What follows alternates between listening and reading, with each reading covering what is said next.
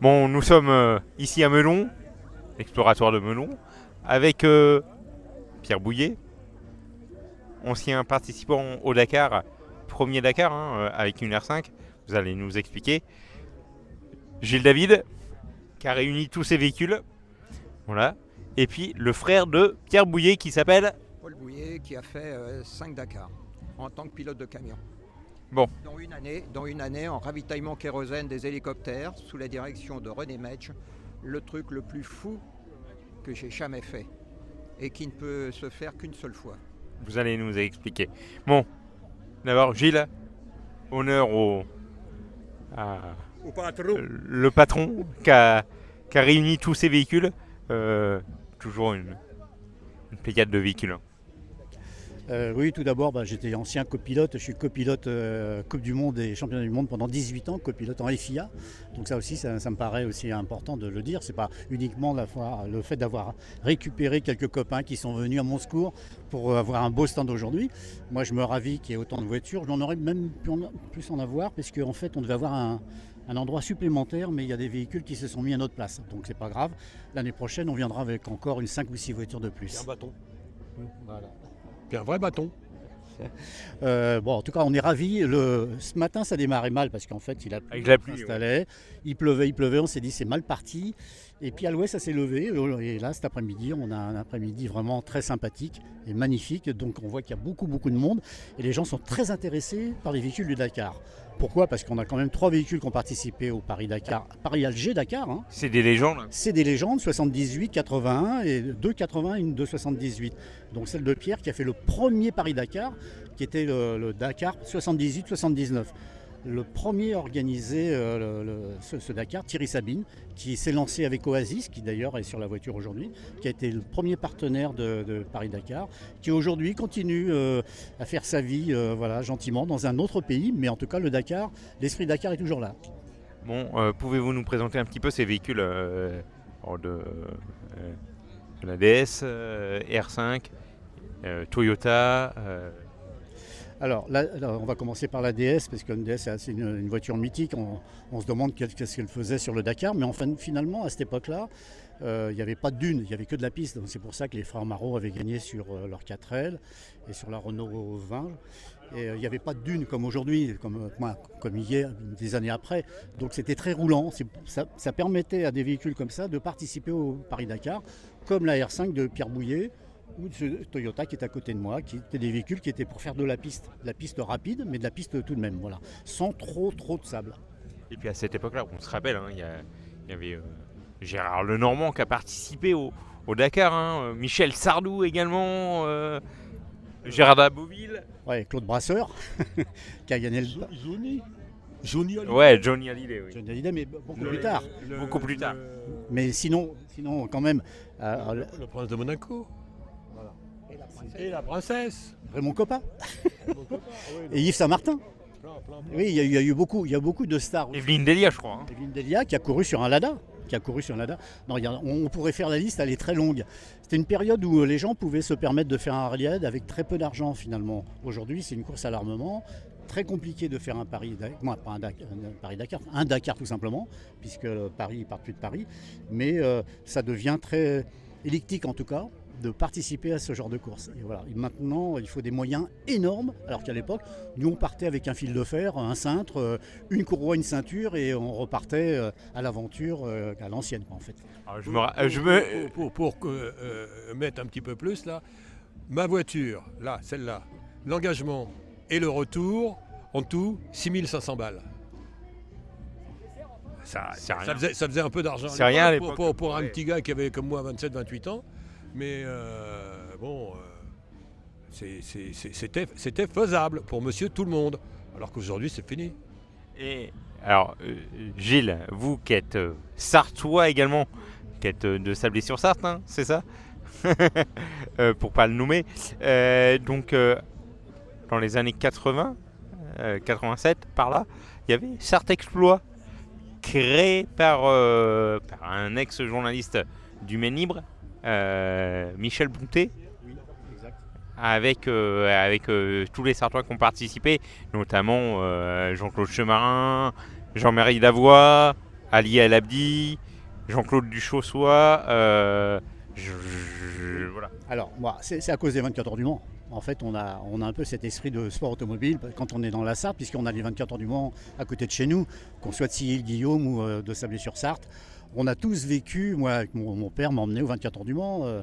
Et puis après, j'ai fait la rencontre de René à Malakoff. On habitait l'un à côté de l'autre, qui m'a mis le pied à l'étrier pour être copilote dans les débuts des années 80. Donc on avait ça dans le sang, tout simplement. Les Sartois, c'est l'automobile, le sport automobile. C'était de la bonne époque, hein, Sarthe Exploit. Ah oui, c'était une très très belle époque. Vous avez connu un petit peu les Sartois? Bah oui, quand même, un peu beaucoup même. Non, c'était une magnifique époque. Magnifique époque. Moi, je me souviens de René, quand il avait battu le record du monde de vitesse, 382 km/h Sur la lière. à une droite, une lière, avec la Porsche Rodman 959, 961, 382 km/h. Et quand René est descendu des stands, il m'a dit, Gilles, j'en avais encore sous le pied. 382 km/h. Il m'a dit, j'ai arrêté parce que j'avais l'impression que la voiture commençait à se lever devant. Donc j'ai levé le pied et je lui ai dit, mais c'est dommage, c'est dommage. Alors que les essais, il avait dépassé les 400 km/h. Et puis l'année d'après, Roger Dorchy a battu le record du monde à 415 km/h, retenu 405, parce que Peugeot avait... Une WR. Hein. Voilà, Peugeot était en train de construire ce nouveau modèle qu'ils ont appelé après 405. Et donc ils ont retenu 405 par rapport à 415 km/h. Et c'est comme ça qu'est née la 405 Turbo 16 et qu'ensuite arrive à Tannen a gagné plusieurs fois le Dakar avec cette 405 Turbo 16. Comme quoi, l'histoire, elle est assez incroyable. Elle est bouclée. Bon, maintenant, je me retourne vers Pierre. Pierre, ton R5, elle est là. Les souvenirs. J'étais passionné de bagnole et de mécanique et je lisais l'autojournal. Et un jour, dans l'autojournal, je vois qu'un monsieur qui s'appelait Monsieur Sabine, Thierry Le Thierry Sabine, organisait un rallye qui partait de Paris à Dakar. Et c'était comme ça, on pouvait y aller. Il y avait un médecin parachutiste. Donc j'ai dit, bon, allez, on y va. Puis personne connaissait l'Afrique. Donc j'ai emmené mon copain, mon voisin, cultivateur du village, dans le même village que moi. Puis on est parti. Avec une voiture que j'ai achetée à un gars qui ne pouvait plus courir avec parce que la réglementation avait changé. Elle était trop costaud et trop solide pour être dans la classe qui lui permettait de courir. Et donc j'ai tout démonté, tout remonté, machin. Et puis on est parti. Tu roules encore avec? Bon, oui. Dans le champ un peu? Non, dans les chemins, dans les champs. Et puis en revenant du Dakar, mon fils m'a demandé s'il pouvait faire un tour avec de temps en temps. J'ai dit oui, vas-y. Il me l'a ramené chiffon. Mais vraiment chiffon, tonneau, casquette et moteur cassé. Et il m'a dit mais c'est pas grave, je vais changer le moteur. Donc il a démonté le moteur. Et plutôt que de faire attention, parce qu'il y avait un kit auto bleu dessus, il y avait pas mal de choses, il a mis tout ça à la ferrailleur. Et un jour il m'a dit ben voilà, je t'ai ramené un moteur d'R5 Alpine, tu vas être content papa. Il me l'a ramené dans une caisse à pommes. Et il m'a dit, de toute façon, c'est rien pour toi parce que tu sais faire. Et en plus, je t'ai amené la revue technique. Donc j'ai remonté ça il y a 2 ans, pendant tout un hiver. Et puis voilà. Les souvenirs du Dakar, du premier Dakar. Il y en a plein. Premier Dakar, il y avait... nous, on n'avait pas de Tripmaster. Donc on y allait un petit peu au jugé. On n'avait pas de GPS. Donc on ne travaillait qu'à la boussole et au pif. Ça servait aussi. Bon, moi j'étais paysan. Un peu comme le rallye Aïcha des Gazelles en ce moment, quoi. Je connais pas ce rallye. Gilles? Non, ça n'a rien à voir. Bon. On n'avait pas de réservoir supplémentaire d'essence, donc on avait des jerrycans d'essence sous les sièges. Le soir, quand on arrivait, il n'y avait pas de bouffe. Donc on était obligé de faire la queue au boulanger pour essayer de trouver quelque chose. On faisait pour aller chercher de l'eau dans le puits, on avait un quart avec une ficelle, et puis on allait chercher l'eau dans le puits, mais comme on n'était pas bien classé, on ramenait un petit peu d'eau dans le quart, mais quelquefois des lames de rasoir. Parce que quand les gens de là-bas, ils se rasent, pour pas, ils rejettent l'eau et machin dans le puits. Donc on mettait des pastilles pour que ça n'ait pas trop de mal à digérer tout ça, quoi. Et puis mécanicien comme j'étais pointilleux et chiant déjà à cette époque-là, j'avais mis sur le pignon à queue, j'avais mis de la graisse pour que le disque d'embrayage glisse bien. Sauf que au Sahara, il y a du sable. Et le sable avec de la graisse, eh ben, ça a fait que le disque, il a eu du mal à glisser, puis à un moment, il ne glissait plus du tout. Donc il était débrayé. Donc j'ai fait plus de 100 km à la ficelle. Et puis le soir, eh ben, j'ai mis... il y avait de l'eau, une chance, un tuyau d'eau. Et donc j'ai mis de l'eau dans mon embrayage en faisant tourner et puis en essayant de faire bouger l'embrayage. Puis j'ai senti un moment, au bout de 10 minutes à peu près, il commençait à bouger, puis il bougeait de plus en plus, de plus en plus, de plus en plus. Puis mes copains m'ont dit, mais c'est pas grave, ta butée va être morte. Mais je dis, c'est pas possible, c'est une butée en graphite. Donc c'est pas l'eau qui va la foutre en l'air. Ça aurait été une butée à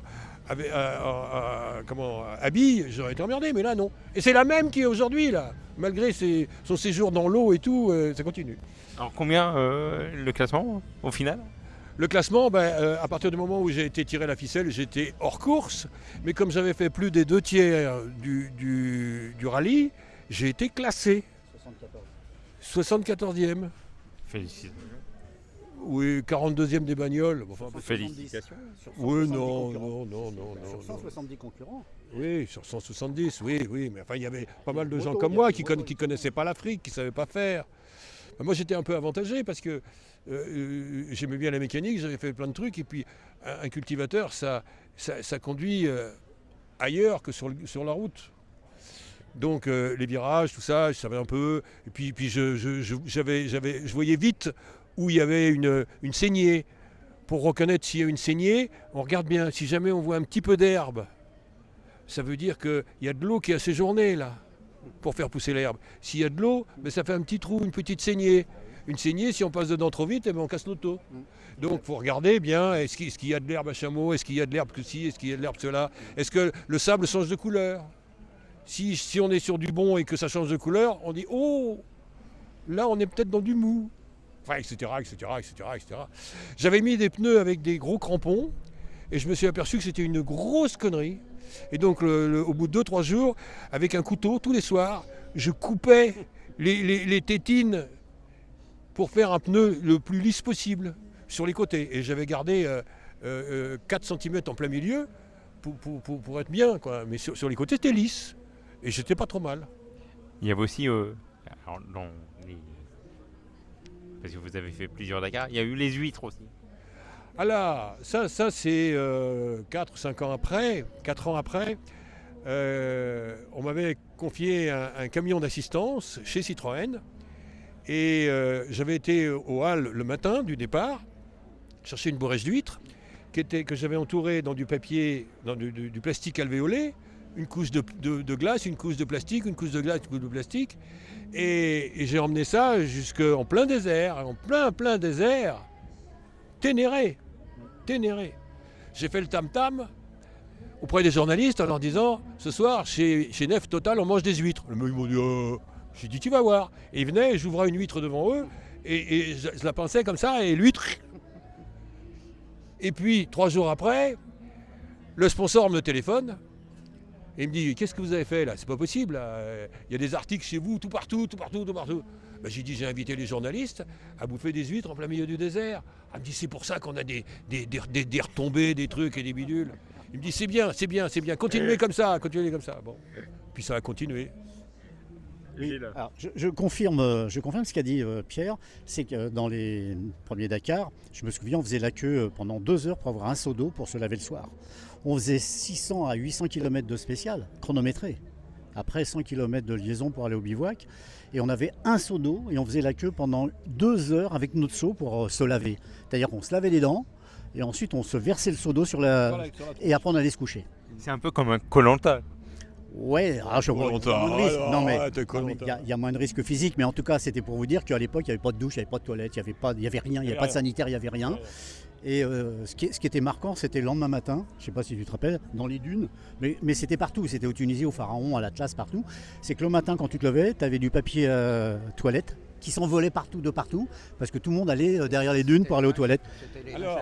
Alors, pour éviter ça, les gens qui avaient vu ça une fois, quand ils se couchaient, ils se couchaient avec le vent derrière soi. Toujours.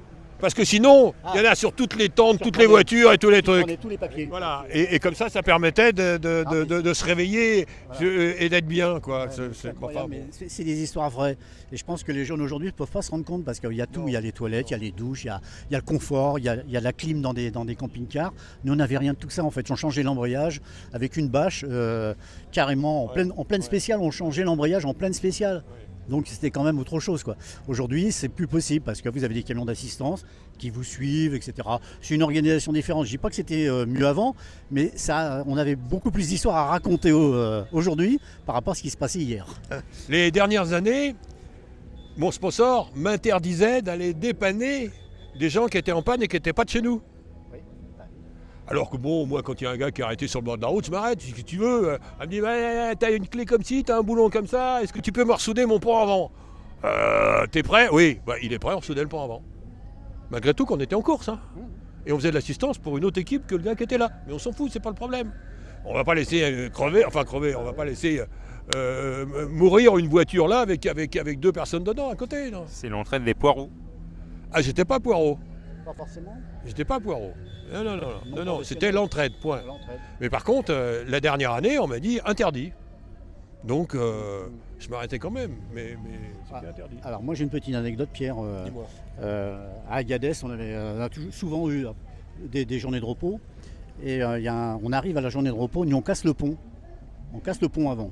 Bon, avec un proto Toyota. Pas de pont. Pas de pièces détachées, pas de mécano, pas de pont, rien, on n'avait rien. Et donc je dis au pilote, je dis écoute, je vais aller dans le bivouac, on ne sait jamais, je vais essayer de trouver un pont Toyota. Je vais chez Patrick Lardot, pas de pont, mais personne n'avait de pont. Et j'en vois un par terre.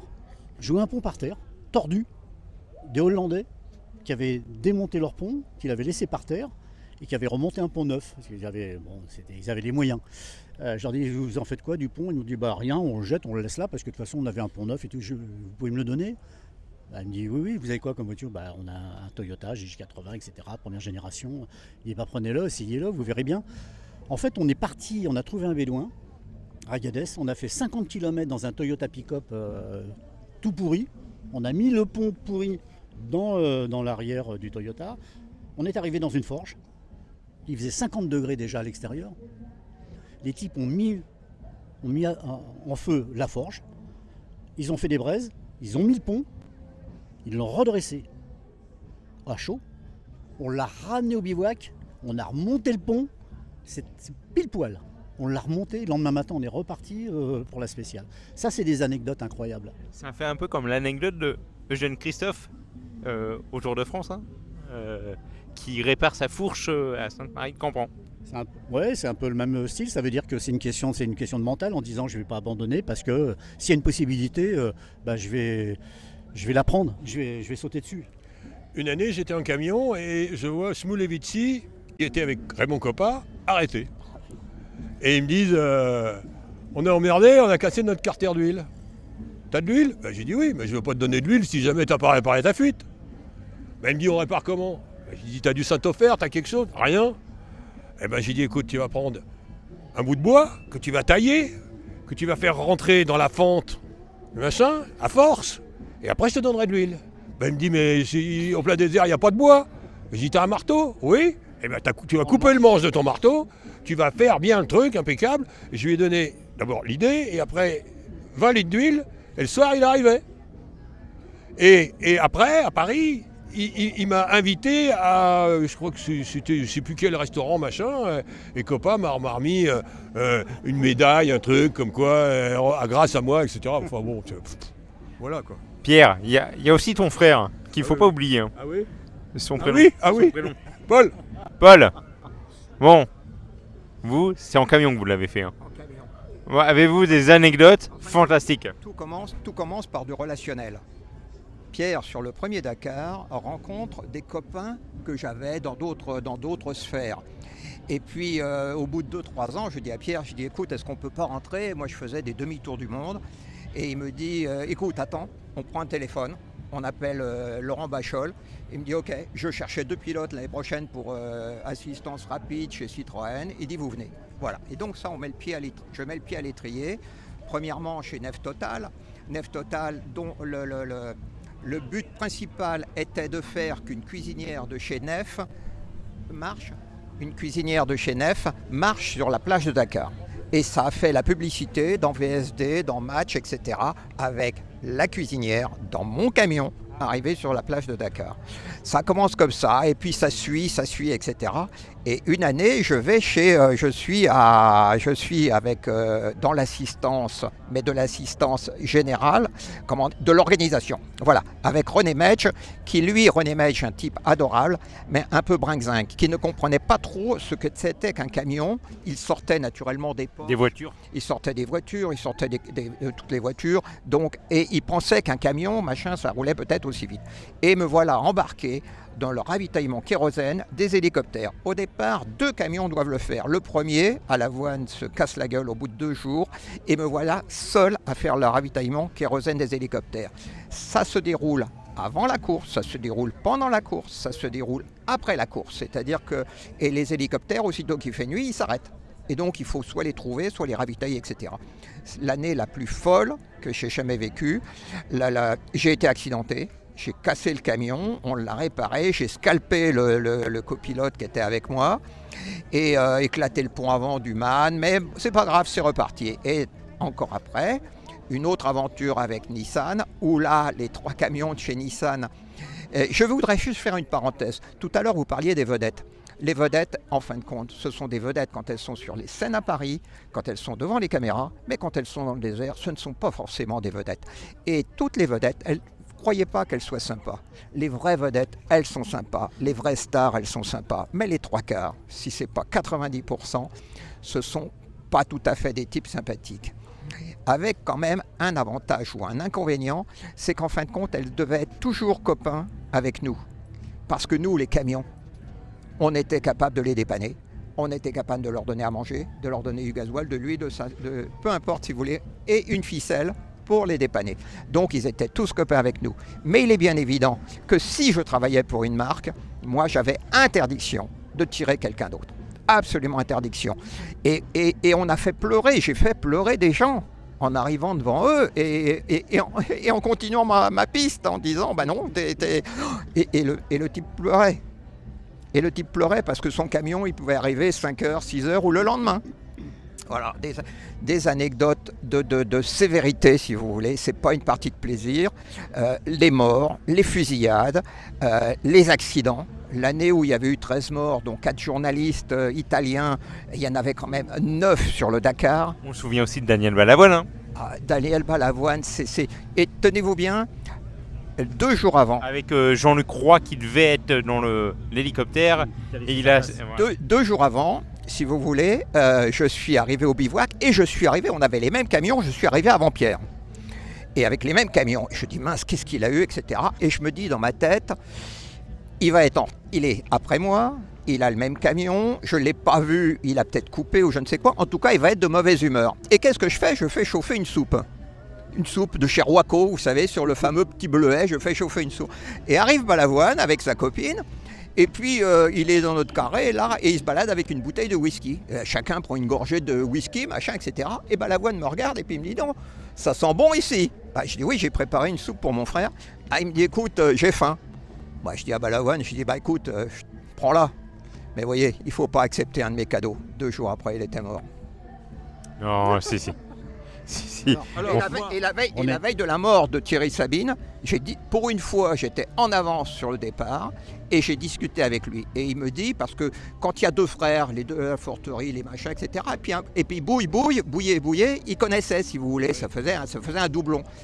Et il me dit comme ça, il me dit, oh, j'en ai marre, l'Afrique, ceci, cela. Et il dit, je vais partir. Je dis, où tu vas? Et on parle de l'Amérique du Sud, de l'Argentine. Et je lui dis, là, je connais. Il me dit, ah bon, tu connais? Je dis, mais oui, je connais, etc. Mais il dit, comment c'est là-bas? Je lui dis, écoute, le sable, il est mou partout. Il est grossier et il est mou partout. Il y a plein d'animaux. Il y a des ouèdes. Et les ouèdes, le matin, tu passes, il y a 5 mètres d'eau. Tu repasses le soir, il y a 300 mètres de flotte et 2 mètres de haut. Et en plus, il y a de la verdure. Il y a beaucoup de verdure un peu de partout, etc. etc. Il me dit, ah bon, je suis content d'avoir eu ces nouvelles-là. Et 2 jours après, effectivement, aussi, vous voyez, Alors, décédé. J'avais un camion et le camion, le team manager décide de le mettre hors course de façon à faire de l'assistance sauvage. D'accord? Et donc, un soir, je m'arrête au pied d'un petit oued, avec sous des arbres, on était bien. Et puis on commence à manger et le soleil tombe, machin, et il commençait à faire vraiment nuit. Et j'ai entendu un hélicoptère qui est passé à 10 mètres au-dessus de nous. Et j'ai dit à mes potes, j'ai dit écoutez, là le mec il est vraiment gonflé, parce que cette heure-ci, il devrait être posé. C'était Sabine. Et donc, il s'est éclaté 15 km après nous, quoi. Et Thierry Sabine, 3 jours avant, il avait retrouvé sa première moto avec laquelle il s'était perdu dans le fameux un raid africain avec le dénommé Bertrand. Et Thierry Sabine était tombé en panne, il avait abandonné sa moto et disons 5-7 ans après, il a retrouvé sa moto, il a retrouvé ses papiers qui étaient dedans, machin, etc. Et comme quoi, je vous disais tout à l'heure que l'Afrique était un pays de destinée, le malheureux Thierry Sabine, il a eu un sursis de 5 à 7 ans entre le moment où il a perdu sa moto, où il était tombé en panne avec sa moto, il s'était perdu dans le désert, et le moment où il s'est éclaté. Jean-Claude Bertrand l'a cherché pendant 3 ou 4 jours. Hein. Avec Fortic, oui. Hein Alors, Gilles, on vous voit les yeux pleins en bouée. Il parlait de René Medge. Alors, René Medge, vous savez très bien que c'est mon copain d'enfance. On habitait Montrouge-Malakoff tous les deux. On s'était connus en 1964. Et alors, contrairement à ce que disait le frère de Paul, René, le premier Dakar, il l'a fait en camion, sur un MAN. Et donc il maîtrisait très très bien les camions. Et ensuite il a gagné les 24 heures du Mans, camion aussi, il ne faut pas l'oublier. Donc c'est quelqu'un qui maîtrisait assez bien le camion dans les dunes. Et moi j'ai des anecdotes, alors ce serait trop long pour raconter, mais en tout cas il maîtrisait très très bien le camion dans les dunes, hein. Ça je vous garantis. Et ensuite c'est pour ça qu'il est passé après sur Range Rover, etc. Mais il a fait ses premières mains sur des camions quand même. Mais il est bien évident que avoir 10 000 litres de kérosène, qui sont avec, comment on appelle ça, le magnétisme du sable et des roues, et qui fait que quand vous branchiez les pompes électriques, il y avait des arcs qui se faisaient partout à côté des hélicoptères. Il y a des moments, je me suis posé la question si j'étais pas dans le salaire de la peur. Après, quand vous vous éclatez sur une dune avec vos 10 000 litres, non, il y avait peut-être plus 10 000, mais il y avait encore beaucoup de kérosène derrière, et que vous tapez sur la dune, que vous éclatez tout, vous dites qu'est-ce que je fais, ça va éclater, etc. Vous savez, c'était pas la partie de plaisir, parce que je vous ai expliqué avant la course, pendant la course et après la course. Et donc on était rincé complètement. Dernier mot, Gilles. J'ai une anecdote sur le camion. Quand il faisait le Dakar sur le camion, René, c'était pour faire de l'assistance.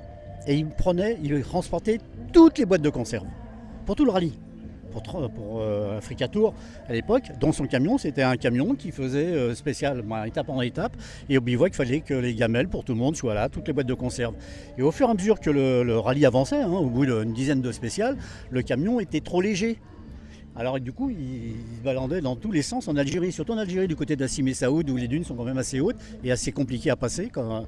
Et alors, ils achetaient des sacs de sable. Et en fait, ils avaient compensé les boîtes de conserve par des sacs de sable au cul du camion pour essayer d'avoir une assise plus intéressante et que le truc ne se balade pas dans tous les sens sur les pistes. Voilà, c'est une petite anecdote, mais voilà, c'est l'histoire de camion, quoi, en fait. Hein. On pourrait faire un livre. Oui, je suis en train de le revoir. Toutes les anecdotes. Ah oui, certainement. Je suis en train de le revoir, le livre, parce qu'on a eu un petit problème avec notre éditeur. Voilà, j'ai gagné le procès.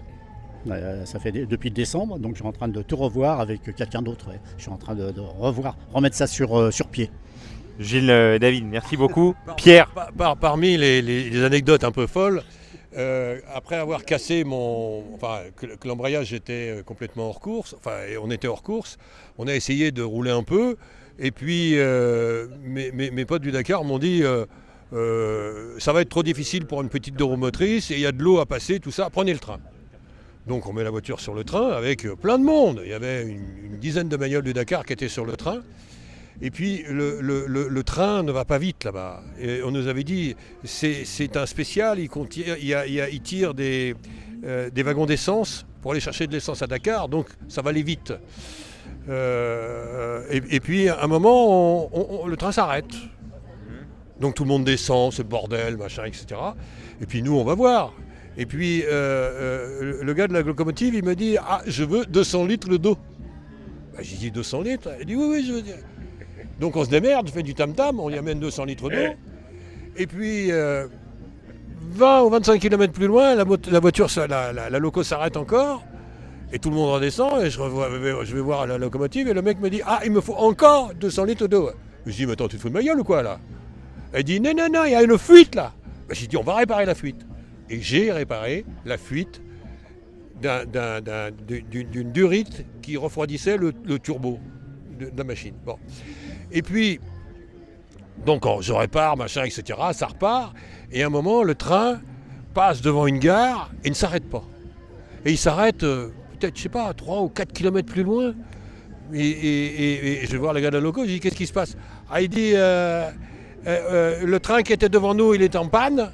Donc j'ai remis les wagons de celui qui est en panne derrière, le nôtre, et c'est compliqué pour freiner parce qu'il y a beaucoup trop de wagons. Donc c'était un truc. Et sur le côté de la locomotive diesel, il y avait des fûts de 200 litres avec des pompes Japy. Et j'avais vu, parce que j'avais demandé à être dans la loco pour voir comment ça se passait, de temps en temps, la pression d'huile baissait. Et le conducteur demandait au graisseur de remettre de l'huile. Donc il ouvrait le capot en roulant,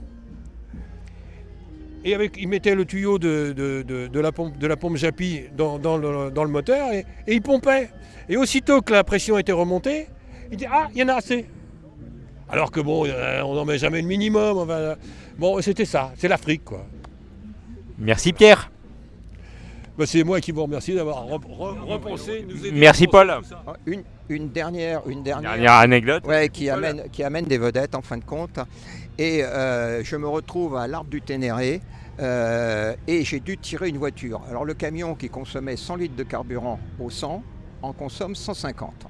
Et donc, comme le carburant coûtait une fortune, 10 francs le litre, donc j'avais mis juste, entre guillemets, le minimum et je ne m'attendais pas. Et donc, je suis en panne à l'Arbre du Ténéré. Je vois passer 2-3 camions, ah non, Polo, on n'a rien, nanana, nanana, et je vois un hélicoptère. Un hélicoptère qui n'a plus du tout il n'y a plus que la carlingue. Les deux pattes en dessous sont éclatées et il est posé sur des palettes.